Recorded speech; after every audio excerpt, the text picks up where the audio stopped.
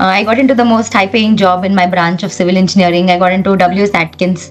But as I started working, I was not happy at the end of every work day. I have to figure out what makes me happy. And after a few months, I did a dual role for a year and a half, and then I moved to L&D completely. When I realized, okay, no, this is something that is going to give meaning to everyday work life, and that's how I moved to L&D. And as an army wife, I will say understanding the dynamics has been one of the most challenging parts. Not many times we get to stay together as a couple. We are normally in long distance. So these are the few challenges. But I think there's a brighter side to it too. I'm very independent, whatever it is. Whether it has to be lifting a cylinder and moving it out of the house, I can still do it myself today. Oh, Or amazing. managing finances, managing the home, all of it. It's made me a very, very independent. Hindi movie Door, which is called Ye Hausla Kaise Jhuke. So that is a beautiful number. I think whenever I'm feeling very low or demotivated, that is one song I listen to in repeat, in loop. We don't want our daughters, women of next generation having the same conversation on Women's Day. In fact, there should not be So a Women's Day beautiful. at all. There should be just a day for humanity. My plea, in fact, to all women, to please stand up and speak out when you think something is not right. You don't have to be a rebel always. Is if opportunity doesn't knock, get up and go build that damn door. Which is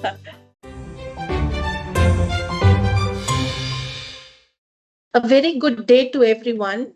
Welcome to yet another episode of the Learning Lounge podcast, where we invite leaders to have a heart to heart conversation with them. I'm thrilled to introduce our guest today, a dynamic learning strategist with a fascinating journey. She started as a civil engineer but followed her passion for learning and development, designing and delivering over 1,000 behavioral courses, leadership programs in her last 15 years of the career. What makes her approach unique? She blends behavioral neuroscience into her facilitation, creating a powerful mindset shift for the learners. But that's not all. She's a music lover at heart, and it's a huge part of her life. She's a trained classical and light music singer for over 2 decades.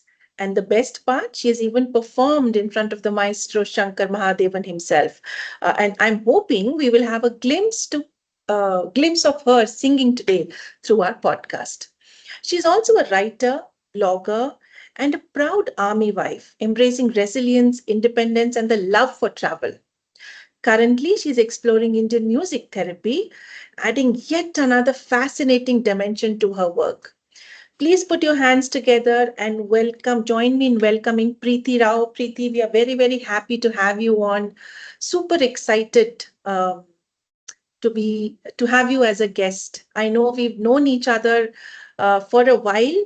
So yeah, be prepared to be surprised as I throw some questions that you may not be expecting. How are you today? Preeti, you're on mute. okay. I'm good. Thank you for having me on your podcast, Shanti, and I'm looking forward to this discussion. Lovely. Preeti, if I were to ask you to describe your life in 15 words, what would it look like? Hmm. Okay, I would start with adventurous. Um, if word that describes my life, hardworking, hard work, I might say, because yes, I've worked hard in everything I've done. Resilient. Mhm. Life has taught me resilience for sure. Um, it's made me a go-getter. Wonderful. Uh, then intuitive. I've always listened to my intuitions, and that's really helped me in my life. Disciplined. Mhm. That surely has come a long way, thanks to my parents and my husband. Now discipline has been a big part of my life. Music, of course, always music has been a integral part of my life. And now 4G life, that is also one of the important aspects of my life. I can also say transformative. Mhm. Yes, I think A I hope I fascinating covered. set of adjectives, and I'm Uh-huh. intrigued to now try and question. each of those adjectives, but let's see how much we get there. We'll start with some fun this or that questions, is what I call them, Preeti. So Okay. I will say uh, this or this, and you need to pick one. Don't think too much. There is no right or wrong Yeah. answer. It's just your answer. Correct. Yeah. Okay. Tea or coffee? Tea. Morning person, night owl? Night owl. Beaches, mountains? Beach. Hmm. Books, podcasts? Books.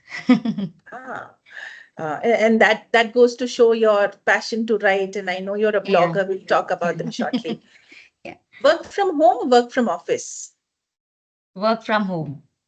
Wonderful. Yeah. Lovely. So now let's start getting to know you as a younger Preeti. I know you are an amazing storyteller. So tell me, how were your growing years like? Um, so if I think of my childhood now, the first thing that comes to my mind is music, of course, Hmm?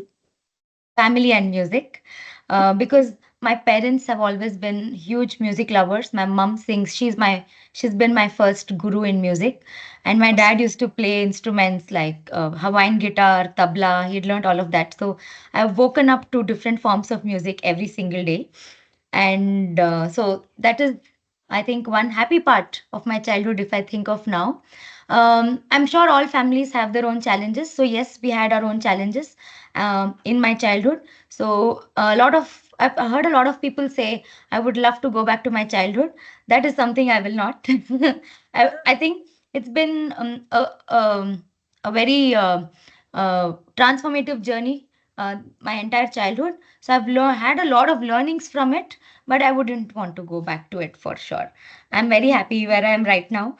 So yes, so that is what I can think of. And I think another thing I'm very grateful of with respect to my childhood is uh, I did not see gender roles as a child too at home. It Awesome. was, yeah, so that is something I'm very thankful to my parents. They always created that nice, good space where so for me, when I see gender roles around me, it's very, very surprising. So Yeah. that is something I'm very, very grateful for. Other than that, yes, there have always been, there were both positives and negatives, but I like my adult life more than the childhood More for than sure. the childhood. Yes. Just as you described, I can see your parents having a huge influence, shaping who you are today. What else from your childhood has influenced you to be who you are today? I think various aspects, the good ones and the bad experiences for sure. So we were going through a lot of, I can say, concerns in the family. So I think I was in a position where I had to be independent very early. Mm, So I think that has, back then maybe I felt I was doing more than my friends were doing in school times. But mm, today when I look back and see, I think I can multitask very easily because I've been doing that since childhood. Whether it's helping my mom cooking, a lot of times helping my dad with his business. So they were very hands-on parents. They also made sure, I knew there were financial, if there was a financial crisis, I knew it exists, and how we can solve it, and what was the work going behind it. So I've heard all of that.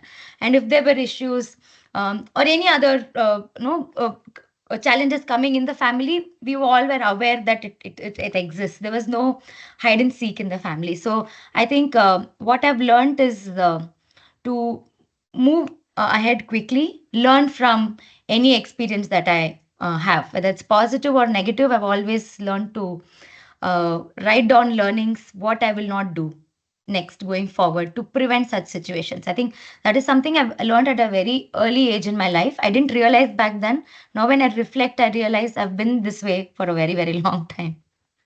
wow, wow. I'm sure those incidents have shaped you a lot. If today, reflecting back, you wanted to give your younger self an advice, what would it look like? um, I would say take more risks, because I grew up being very cautious, writing like just I described. I used to write down what I shouldn't be doing, what I should be doing. I was very structured. I did not take too many risks for sure as a Hmm. Hmm. maybe trying different things in childhood, going out with friends. I never did any of that. So I think I would tell myself, my childhood self, to chill out a little, which I didn't at all in my childhood. So yes. Sure. One last question about your childhood, and then Yes, probably yes, we can please. move on from there. Are you okay sharing certain decisions that you made as a child that didn't work out for you, that you would want to go back and change, or decisions that have been so amazing and you're so proud of, and you're thankful that you made those decisions, whatever suits you? Um, I think I would talk about the decision I made, maybe that really helped me to be the positive person I am today, because so there were a lot of turmoils happening in the family. So I used to be quite disturbed. So that is when I got introduced to singing in Art of Living satsangs, the bhajans. Mm. So one of my dad and one of my neighbor, an uncle who stayed in the next house, he had heard me sing. So he started encouraging me to go and perform there. So I think I found a way to divert my mind when I'm not happy to something else where I can actually be productive and find peace of mind too. So I think that is one decision. Maybe it was not my decision at all to make. It was something my parents saw that maybe I was getting disturbed and they moved me to it. But I did continue. So even as a child, so I think that has had a huge impact on my life. Maybe I wouldn't have been the person I am today if I had not made that decision. So Mm. that is one thing I'm very, very grateful for having the right people around at that point of time. So So true. yeah, yeah. So that is one thing I can think of right now. Wonderful. What's your favorite quote and why? Um, Actually, there are two favorite quotes, and one Mm. is something I have followed for a very, very long time. Is if opportunity doesn't knock, get up and go build that damn door, which is Mm. which I think has been the mantra for my life in a lot of situations. And the other, which I really like, but I started following very later stage in my life, is you're not a chocolate, so don't try to please everyone. So Oh, wow. Hmm. yeah, so that was something I think I learned at a very later stage, but has stuck with me for a very even now. Yeah, and the learning to let go and not please everyone can be Yeah. really difficult at a much later stage. So how do you balance that, being your true self yet maintaining relationships? Because if you've grown up pleasing others, relationships are important to you. Um, how do you create that balance? I think it is again because I'm so used to making list for everything. When I was trying to start following this quote that I really liked about the chocolate, I decided Mhm. I'll make a list of things that are negotiable and non-negotiable to me. Mm. So things that are non-negotiable, I will not try and please anybody around me, whoever it might be. But things that are negotiable is where I try and find that maybe that midway so that I can still maintain relationship. A lot of times you want to do something that pleases everyone around, but if it falls in the negotiable list, then I surely make an effort, try and talk and find that midway. But not for the things that are non-negotiable. So this is something I have figured out over a period of time uh, to hit that balance. And how did you figure this out? Again, I think it's through experiences. A lot of times, you're, and maybe I've said no. This is non-negotiable at all. This is how it is. It has to be. I'm very sorry. I cannot, budge. But And yeah, when we say such things, people around us are not very happy always. So absolutely.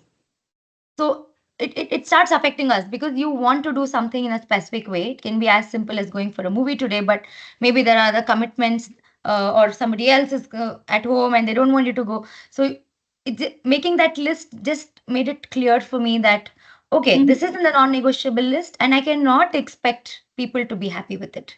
It is going to make people unhappy, but This is a very thought through list. It's not with an intention to make somebody unhappy, but aligned to what I want to do or what I believe in strongly. So, Thank you so much. Thank you so much. Um, let's move on, Preeti. I'd like to hear about your journey from being a civil engineer to an L&D professional. How did this change, transformation, move happen? so I picked civil engineering out of a lot of interest in the line. A lot of times, people, especially women, pick civil engineering because maybe they did not find any other branch in the when you're looking for a seat. But that was Yeah, not the case with me at all.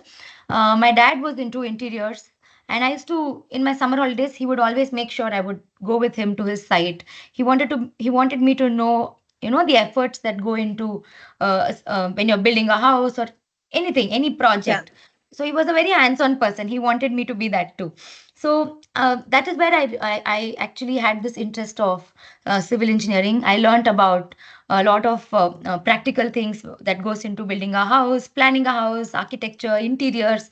So that's how I chose civil engineering, and I did well in my college. In fact, I topped my branch. I got into the most high-paying job in my branch of civil engineering. I got into W.S. Atkins. So it was all very good. I was very happy. But as I started working, I was not happy at the end of every work day. And that was very important to me because I had seen my elder cousins, siblings, come home who've been worked for a few years, come home and not being happy with work. So this was something I thought, okay, I have to figure out what makes me happy. This is something I learned from my elder siblings for sure.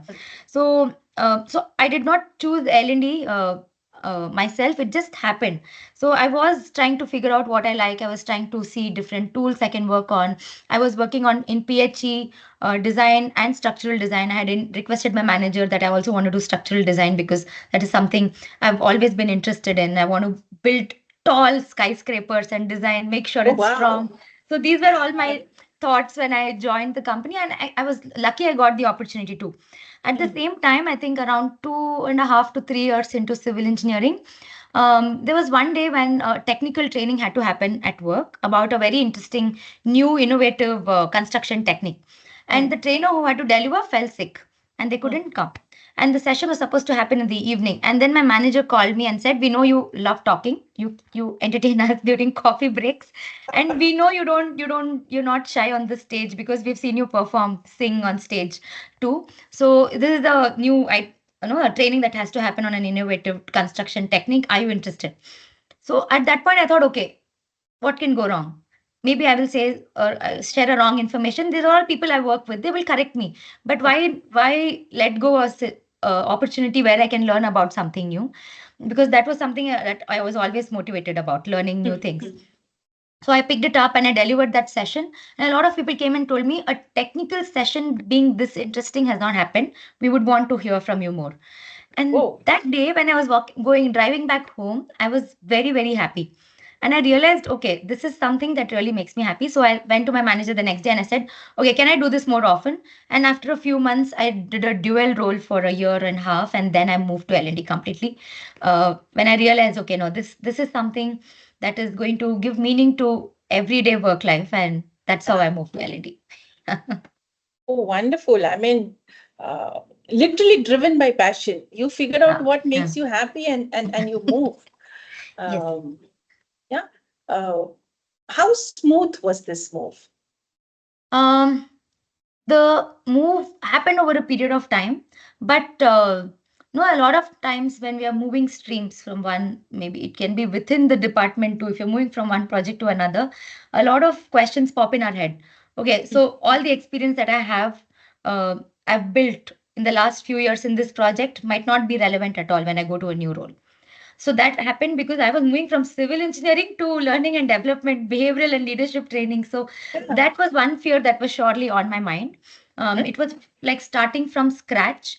But I spoke to a few mentors who were in L&D back then, and I told them, how do I bring in my experience as an engineer, as somebody who's worked with engineers, to my role in L&D?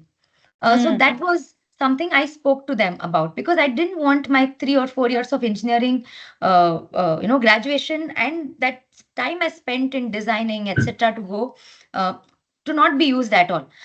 Then I realized, when I'm in L&D, uh, I'm going to be working on training programs to bring in a mindset change. And if I'm aware of what mindset people in different roles come with, it's going to be easier for me to bring up examples that are relatable to the audience. So that is how I started talking. When even later after that, when I started working, I always said, see, I'm an engineer too. I have been in this role. And when I was in this role, this is how I made decisions. This is how I solve problems. But when I maybe use this framework in decision making, I was able to make a more informed decision. So when I could bring in those examples from my from my technical roles to my delivery too. So making bridging this gap, of course, took some time. Now it's sounding very simple. I had to put in a lot of effort. I'm sure, My yeah. Yeah, my colleagues who would just deliver, without much effort, for the same training program, I would put in double the effort, because I didn't want to lag behind in the entire race, and I didn't want to sound like I'm an amateur. I always wanted to have in-depth knowledge of what I'm talking about, and bring in examples that are relatable too. So it was surely not a very easy path to take, but Yeah. I think it was very, very interesting, and what do I say? It kept me on my toes, and I really liked that. Yeah, yeah. So, Preeti, being someone who has successfully made this move from a very technical role to a very human role, what advice would you give to somebody who are currently feeling lost in their careers and are looking for a change or shift? I would say that I think the changing of career or changing streams is far more common today than it was 10 years ago. I did this 10, 12 Yeah. years ago. With AI, we see a lot of them who are, in hardcore technical field for 10 years, move into digital marketing today.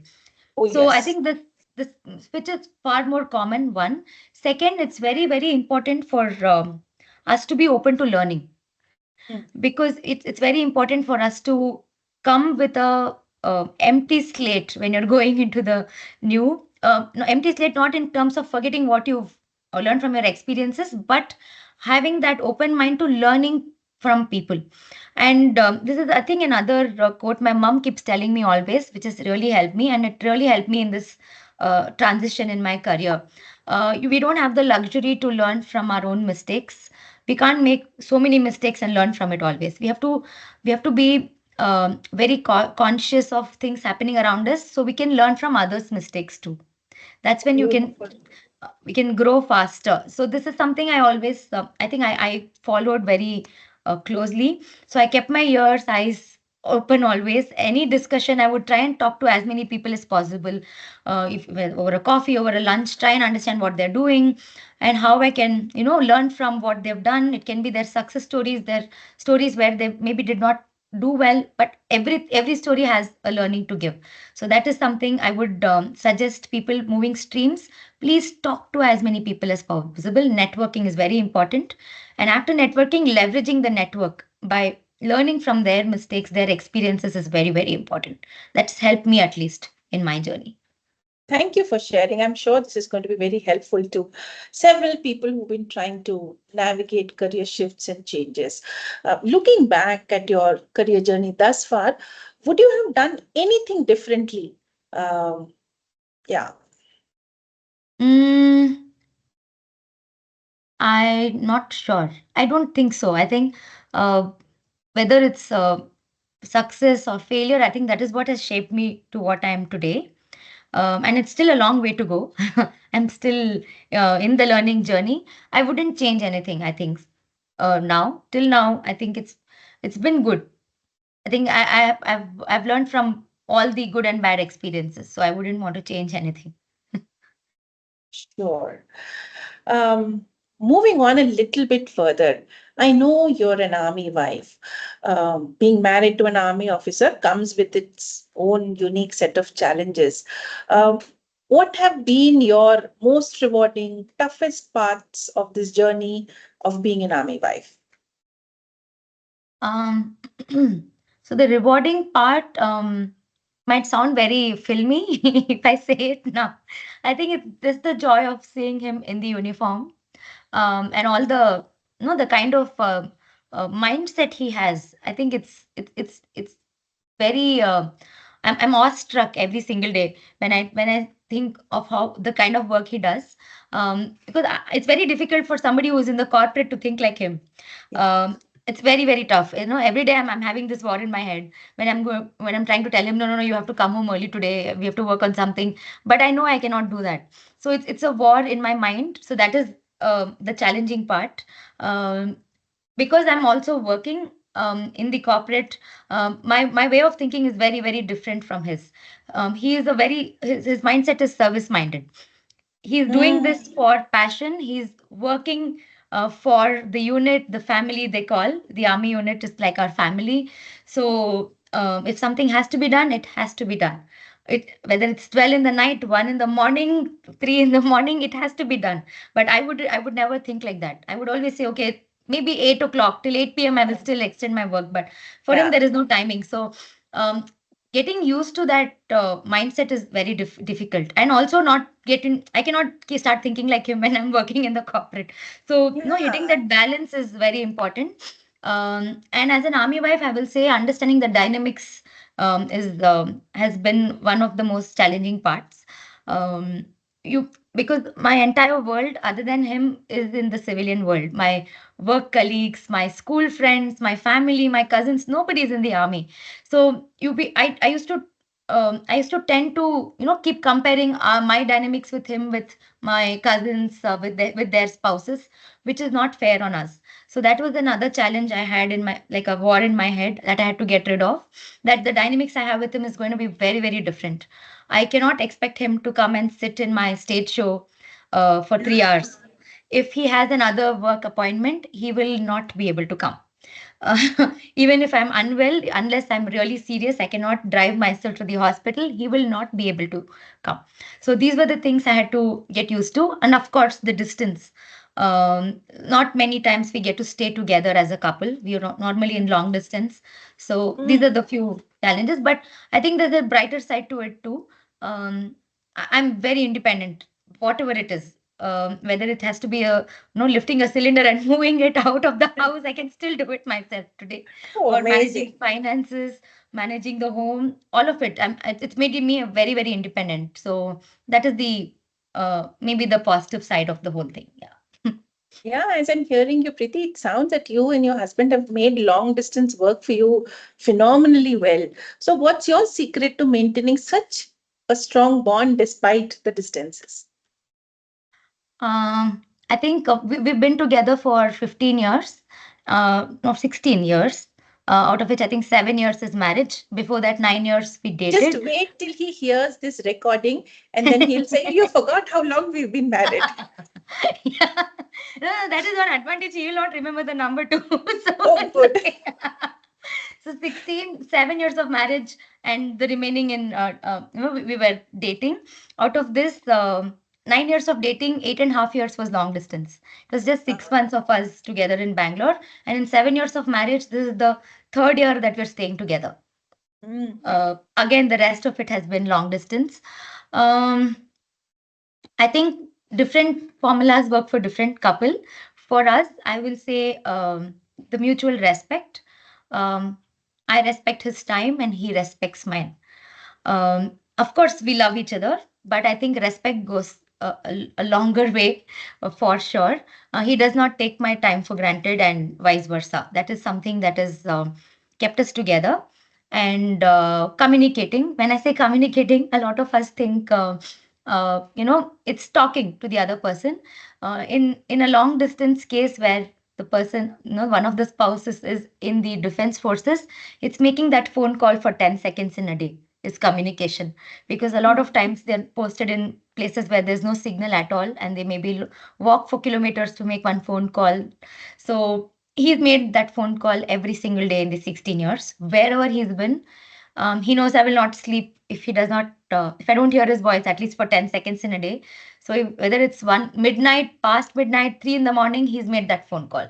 So, and I know he will make it. So I think maintaining uh, that one non-negotiable point for each other and respecting it is something that has kept us together for sure.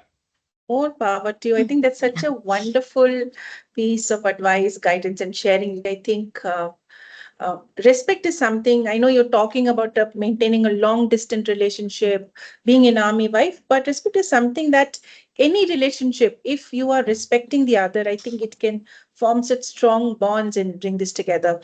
Um, just so I know you, I'm going to put you in a spot. I'd love for Yeah. you to share the Murku story that you shared with me once. I definitely Yeah. want our viewers to hear that such a powerful story for me. So, is it okay for you to share? Yes, yes. In fact, I think after that I wrote an article too on that story. Yeah. Yeah. So yes, so this is from I think 2 years ago when I lived with him on the mountains, actually foothill of Himalayas, in fact. And I would travel to Bangalore or other client locations once in a quarter to deliver sessions for client meetings. So I was really obsessed in ensuring he has home food because all these years we've stayed away. He's been having food at the mess. So even when I'm not there for 3 4 days, I try and make these quick to eat recipes that he can just cook. He can just heat up and eat so that he has home cooked food even when I'm not at home. I think I was going for almost 2 or 3 weeks on this work trip to Delhi, Pune, then Bangalore. It was a long trip. And I called my mom a week ago and I said, okay, see, I'll be away from home. So tell me all those quick, ready to eat recipes that you make. She makes upma, khichdi, everything that can be made in 2 minutes. So she Wow. gave me a list and I made most of it. And I did not, there were around 10 recipes in the list, I think. I made around 8 or 9 out of it. And I left. And the location we stayed in was a very picturesque place. I would open the main door and there would be snow-capped mountains in front of me. But the flip side of it was a 12-hour drive to the nearest airport on mountainous roads. Wow. So yeah, so I would leave early in the morning to catch a evening flight. I would leave at 3 in the morning. So that was the schedule. So I reached the airport and I was just checking in and I just realized I think I had not made that dish. I think I called my mom. Yeah, I called my mom and I told her, see, I made out of this, all of turned well, but I didn't make that 10th recipe, the murku. Normally he has with chai in the evening because it's very cold up there, 8 months in a year. Yeah. And my mom said, Arey, he likes that with chai, no? Why didn't you? No, did you not find time? I said, okay, no, I have to board in. The boarding started. I have to get into the flight, and I cut the call. But on the flight, I felt so guilty. I was so guilty. Oh my God, maybe I should have slept for that. Less, 10 or 15 minutes lesser. I could have made that quick snack for him. Now he's not going to have anything to have with chai, or he'll end up eating junk. I was, I was feeling so bad. I was thinking, I was, revisiting my entire schedule of the last 1 week. Where did I waste time? Where did I not make this for Oh him? my God. And yeah, and then I landed in Delhi and I called him and I said, okay, I've landed in Delhi. I'm just taking a transit flight or something. And I said, I'm so sorry. I did not make murku for you. And there was a 5 second silence. And he said, I'm so sorry. I did not make chapati roll or kati roll for you for the journey. And I was shocked. I was like, why should you make it? And he said, why should you make all this for me? You are also working, you are also traveling, you've done more than you have to. So please stop feeling guilty for every small thing. You're doing well. And in fact, ironically, I was flying into Delhi, Pune, and Bangalore to deliver talks on Women's Day. Motivational talk on imposter syndrome, on overcoming imposter syndrome, not feeling guilty. And he just said, how can you feel this when you're going to go and tell people not to feel the same thing? So please be proud of what all the extra effort you've put in, and you don't have to do this. And that day I realized how much I don't, how important it's for me to practice what I preach. Unintentional, though it was unintentional, but still I should be more cautious of what I'm thinking and what I'm feeling. So that was one story. I think after I spoke to you, Shanti, I wrote an article about it too. Yeah. And it is such a powerful story. And don't we all women do this? It's very easy to preach others, be bold, be brave, be unapologetic, self-compassion, self-care. But somehow when it dawns on us, we forget all the gyan we are giving others. And Yes. I'm sure you would have used this story even in all the talks that you did. This is what Yes. happened. This is who I Yes. was. Yes. Yes. Wonderful. I also know that apart from doing these amazing talks, you also blog. I'd love to know about all the blogs that you write and what you write about. So my blog page is called A Forgy's Magpie. So the name came from magpie is a bird that is known for its singing, and also magpie is very much known for collecting all interesting stuff that it finds. If you go to a magpie's nest, it'll have things it has picked up everywhere. Wherever it flies, if it finds something shiny, something interesting, it'll pick it up. It's very curious. So this was something my husband calls me. He said I'm a very curious person because I at least ask 10 questions in a day to him about something or the other around me. So Ah, that's how the name Fauji's Magpie came in. I write about all the learnings I've had from different experiences, just like the magpie bird, the things that I've picked up from various experiences in my life, from other people I've spoken to, I've worked with, I've lived with too. So that is what the blog is about. I've created around four categories that I write under. First one is called a Faujan in Me. Faujan is normally an army wife, is called Faujan in Hindi. But I will say army spouse because there are many women in the army too. So, so I talk about all experiences I've had of transitioning from a civilian to a Fauji myself now, to a Faujan. Things that were very, very surprising and weird to me in the beginning, but has can you become give a us part one of the example? so for an example, if we go on a vacation, me and Prashant, Major Prashant, my husband, he still has to wake up at 5 or 5:30 and go for a jog. It's just wired in his brain. I'm like, who wakes up early in when you're on a vacation? But that's just become a way of life for him. So that is one. It can be how easily he eats with 5 forks, 5 spoons, different sizes. He's just so fast with all of those cutlery because they're again used to it in the mess. It's a protocol. It can be as simple as be as simple and silly as having a neatly ironed shirt, t-shirt. Everything is ironed always. Whether we are on a vacation, we are going out for a walk. Everything has to be crisply ironed. So all these were very, very weird to me in the beginning. Who irons kerchief? Come on. Nobody irons a handkerchief. So in fact, I've written another article. मैंने पूछा अपने फौजी से Ah, who irons handkerchief. Come on. So there are many things that I've asked him. I've made a list of those too. So I write about these experiences. There's another section where it's called Women in Me, where I write about various challenges working women face in the society. Not just working women face in the society. It can be as simple as when you should get married, whom you should get married to, how you should get married. It can be all of ah, that, right? And there's another category called Coach in Me, where I write about my experiences and learnings as a behavioral trainer and coach, and how how I connect concepts of neuroscience, behavioral neuroscience, to very simple things, conversations I have at home, and how it can actually affect way of thinking, our behavioral patterns. So I write about that as well. There's another category I'm going to start on very soon called Musician in Me, where I want to bring in my experiences as a musician, how music has been a stress buster in my life. In fact, the course that I'm doing on music therapy, I'm going to write about the learnings I've had from that as well. There's one more category called In My Fauji's Words. My husband is an amazing poet. He writes very good poems, in fact. So I publish poems that he's written under that category. So these are the things at wow. this point. Yeah.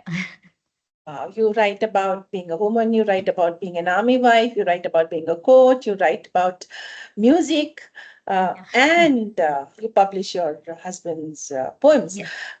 If you had to pick one of these identities to write a full-blown book on that journey, which one would it be and why?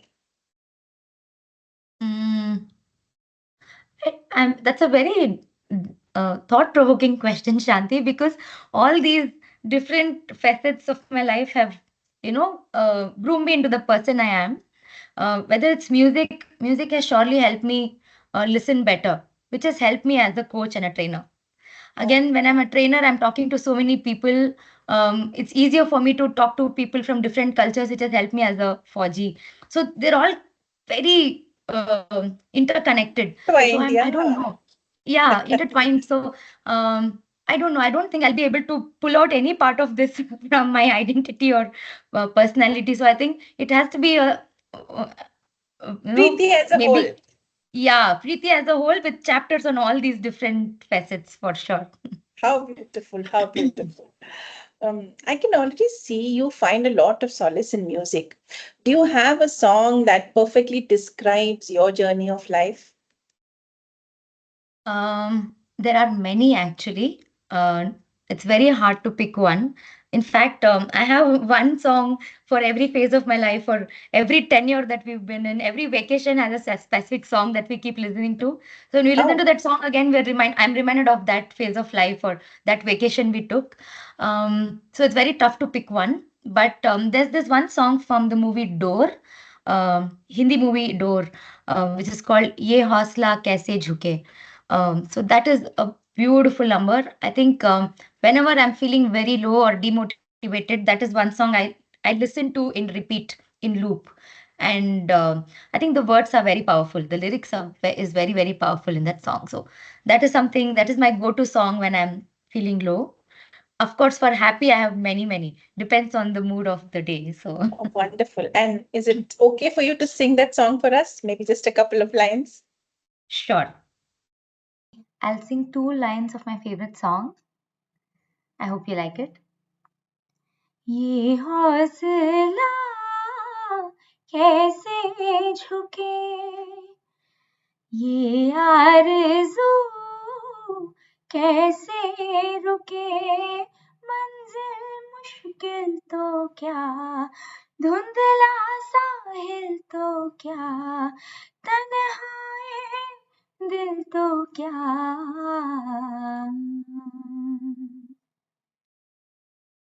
Okay. So that was wonderful. Thank you so much. Um, Tell me, uh, since you are a music lover, you are a writer, tell me somebody else's music or somebody else's writing that has influenced you deeply and why? Mm, music, I would say. I'm a huge fan of two musicians. One is Shankar Mahadevan sir, for sure, and I was too lucky to be able to sing in front of him. I think the versatility he brings in his compositions, in his songs, is just mind blowing. Of course, there are many music directors. I cannot say. Um, it's it's just him who is good. Everybody is good. A.R. Rahman, sir, everyone. But I somehow connect very deeply with Shankar Mahadevan's music compositions. And the second is Shreya Ghoshal for sure. She's Oh, God lovely. in music for me. Yes, I think her personality reflects in her voice. I think Hmm. the humble person she is, and uh, I think she's a very sweet person too. I've had the opportunity to meet her, not talk for long, but I'd attended her one of her concerts, and I happened to meet her backstage. She's very warm, and I think she the way she treats people around her, that I observed during that show as well. I think that reflects in her voice, that genuineness, and that good heart comes in her voice too. So I think I just worship Shreya Ghoshal in that Oh, sense. wonderful, So yes. wonderful. You were no less than Shreya Ghoshal, by the way, but Oh. wonderful. Okay. Just by hearing you, listening to your stories and the incidents that you've narrated, Preeti, I am getting an image of somebody who is very powerful, um, who's very self-aware, who has learned how to navigate, whether it is her work, whether it is her life, whether it is being a woman, whether it is being a Faujan, um, and so many other facets that I can just imagine. Um, what advice would you have for women of today? What would you recommend that they keep in mind as they're trying to figure out and navigate their life and work? Mm, I would say it's very very important to have your own identity, especially in our society, in Indian society. I would say, of course, I love my country, but there are a few practices that surely hold women back.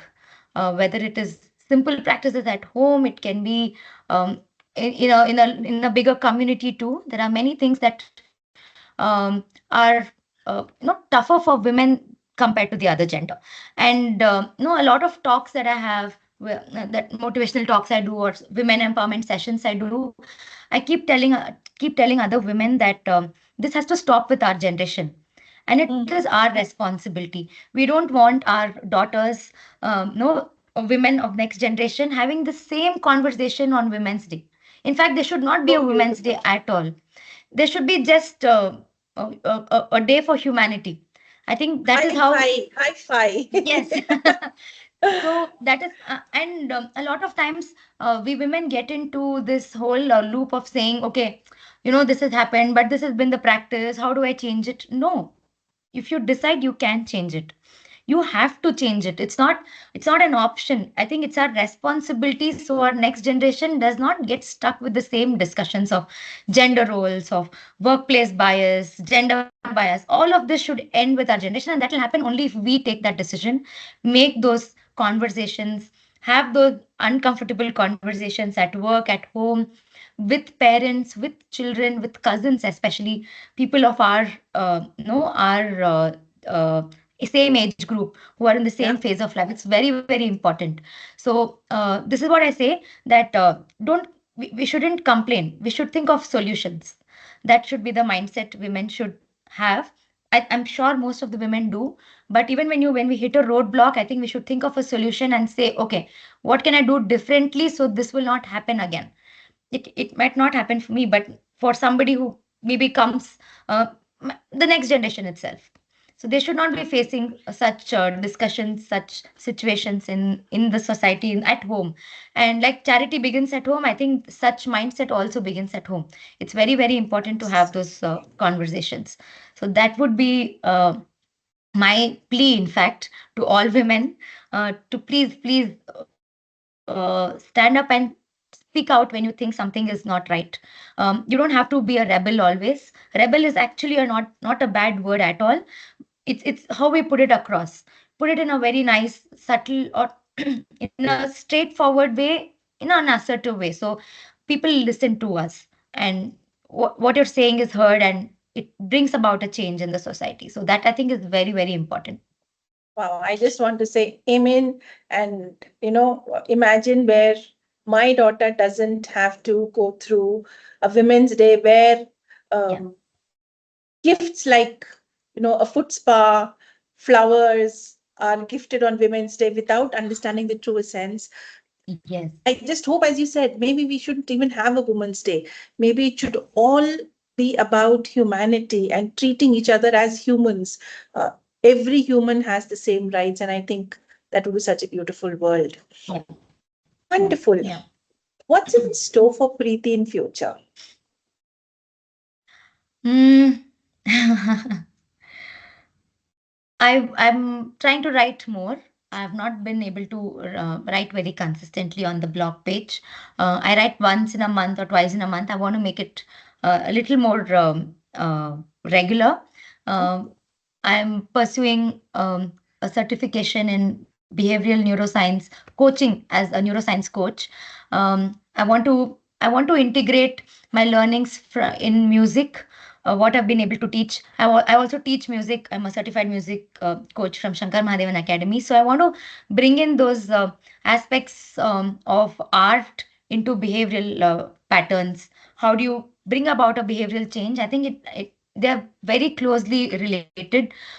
It can be as simple as when you want to reduce stress, you maybe go for a jog, or you listen to a song, or listen to an instrument that actually suits your nerves. So they're Yeah. actually very closely related. So I want to write more about that. Um, Give very simple tips or techniques that we can apply in our daily lives, with simple things that we have around us, to bring in that work life integration. I will not say balance, because that's a myth. So I'll say work life integration. So Brilliant. that is what I'm looking at. Maybe 5 years from now, maybe write a book. That is also in cards. I want to. Looking forward. In fact, Shanti, you're my inspiration for that too. I know you I'm published humbled. a book recently, so that is in store. And entrepreneurship has always been something I've always wanted to do. My dad has been an entrepreneur. I have a lot of cousins who are entrepreneurs. So that is something I'm exploring as well. So let's see. That is Wow. what I'm What a thinking of. wide range of stuff in store for you. Okay. Preeti, are you ready for a rapid fire round? Yes, yes, Yeah. excited. So these Yeah, will be quick questions. Don't take too much time to think. Again, as I said, I there's know. nothing right or wrong. It's just your Yeah, answer. yeah. Yes. Yeah. If you could have dinner with a historical figure, who would it be? Mahatma Gandhi. Why? I just have a few questions to ask him. What was his Hmm? idea behind ahimsa and a lot of things that he did in his political So it's stature? going to be So an intellectual conversation over dinner, yes, huh? yes, yes, yes, yes. Lovely. One superpower you wish you had. um, to maybe um, remove uh, I think crime on women is something that is very, very disheartening for me. So I would say brainwash all the rapists in the world that they do, so they don't do such crimes. Yeah, that would be Wow. something I would do. Yeah. Yeah. A song that always uplifts your mood. Ye haussla kaise jhuke. The song from the movie Door that has been my Sing. go-to song. Absolutely. Um, if you weren't doing what you're doing today, what would you be doing? I think I'm doing most of the things I wanted to do. Maybe I would be traveling more. A bit I would have traveling. seen, yeah, I would be traveling more. Maybe I would have seen more countries by now if I wasn't doing what I'm doing. Hmm. What's that one most adventurous thing that you've done?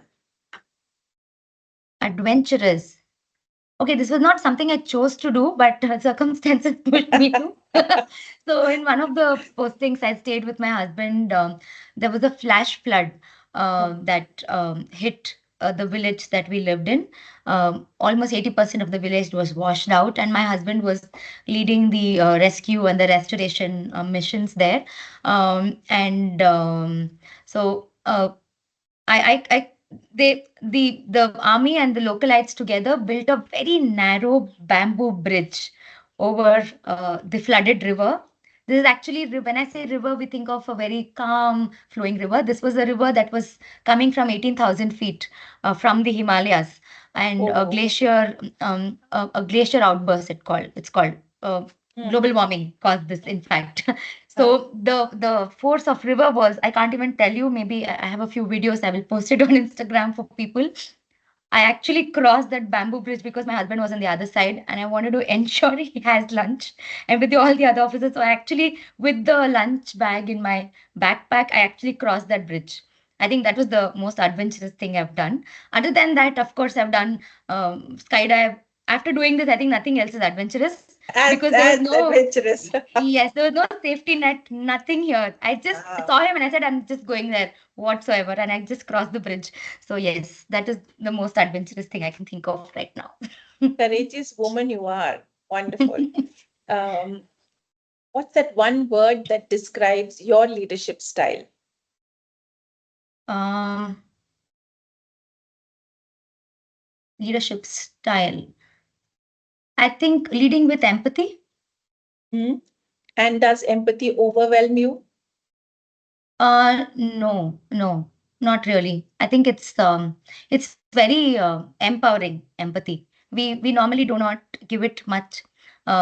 We don't really understand how much power empathy has in building long-term professional relationships, in succeeding success too. So I think it's not overwhelming. I think it's very, very empowering. Wonderful. One quote or mantra that you live by. Mm. It's the other quote that I mentioned. If opportunity doesn't knock, go build that door. door that I Give believe an in. example of a door that you have built.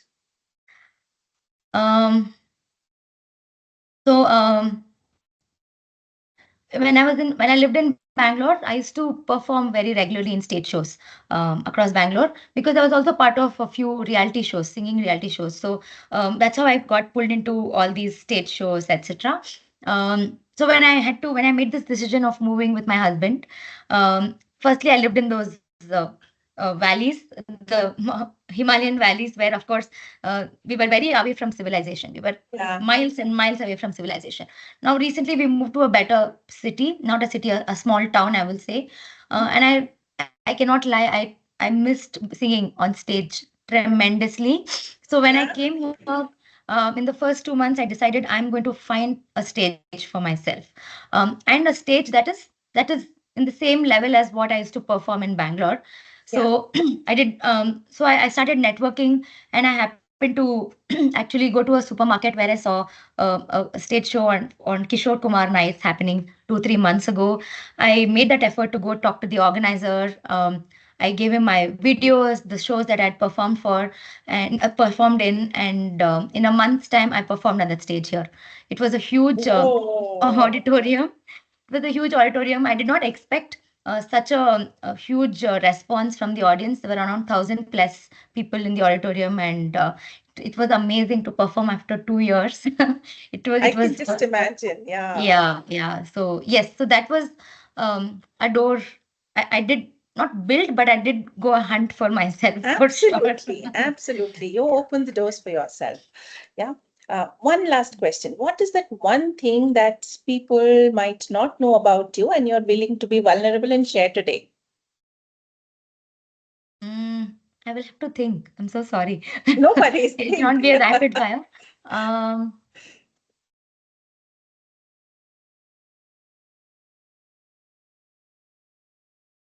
Actually, to be honest, Shanti, people who know me, even maybe for a few months, they know everything about me. I don't, I don't, I don't mind being vulnerable in front of people. I think it's very important to be human in front of everyone, not strangers, of course, but Yeah. people I know. Yeah. So anybody who knows me will know most parts of my life Mm. through my blogs, or if you just talk to me, you will know about it. Um, I think, one thing is, I think the deepest fear I have, because my husband is in the army, is about his safety. That is something I'm constantly anxious and worried about. And I've already lost one parent, so I'm very, that is one vulnerable part. I get very emotional when it comes to my mother. So that is another, maybe a very sensitive, but I'm sure most of the people who know me know that as well. Yeah. So that And we is, are human and it's absolutely fine to have yes, these yes. sensitive parts of Yes, us. and I think it should. And as we start growing, I think parents also aging. I think it's very important to have those conversations too. Nobody Yeah. prepares you for aging parents. Nobody So prepares true. you for. Yeah, when I lost my dad, I think had just started working. It was a shock. He did not have any health issues at all. So yeah, so I think that's made me stronger, of course. But that is the In one that one. moment, it doesn't feel Yeah. like something that should happen to you at all. Yes. And why? And Yeah. yeah, I so resonate with that. Yeah. Uh, Preeti, we are towards the end of the blog. I've tried to touch all aspects from your childhood to your current, to your passion, to your profession. Is there something that you hoped I would ask and I have not asked? Hmm. No, I think you covered most of it, Shanti. I can't think of anything else. I think there was one. I think in one of the conversations we had earlier, you had asked me, because we keep talking. Yeah. We keep talking about stuff. So you'd ask me, what is one thing you're very proud of? Huh. And I think I kept thinking for almost a few minutes, and later also after the conversation, I was thinking. Um, Yeah, so maybe that, if I Go can ahead. Tell us, answer what are you again. proud Yeah. of? Wonderful. So, of course, I'm there are a lot of obstacles or roadblocks that I've been able to maneuver or overcome. Um, too. But I think one thing I'm very, very proud of, which you actually covered, is my marriage uh, with an army man, and make it work in long distance. I think that is something which would go top in my list. And doing that without compromising on my own identity, because a lot of times army spouses have to move with the with the partner, and they don't Yeah. tend to be able to continue working. But thanks to COVID, I've been able to continue working. I've been able to pursue all my different passions too. So I think that is something I'm very proud of making our marriage go strong. So that is I'm proud of, and touch wood, I would want to do that quickly. not in Lovely. a not in an arrogant way, but I think I'm very grateful too, because he's reciprocated at every step. Whatever non-negotiable things I've said, no, I will not do. He's been very understanding. And I'm able to stand here today and talk about so many things I've been able to do. And I plan to do is because of his support, and of course, my family, my mom too. So, yes, that is something I'm very proud of. Something to be absolutely proud of, and so glad you shared this. Um, you are a very powerful person. You are somebody with so much of color, so much of life, so much of excitement, curiosity, and I can go on and on with adjectives. But thank you so much for being with us here on the podcast, sharing your journey, your story, and spending time with us. Thank you so much. Thank you, Shanti, for having me and all those interesting questions and the rapid fire for sure. Thank you so much. Most welcome. Most welcome.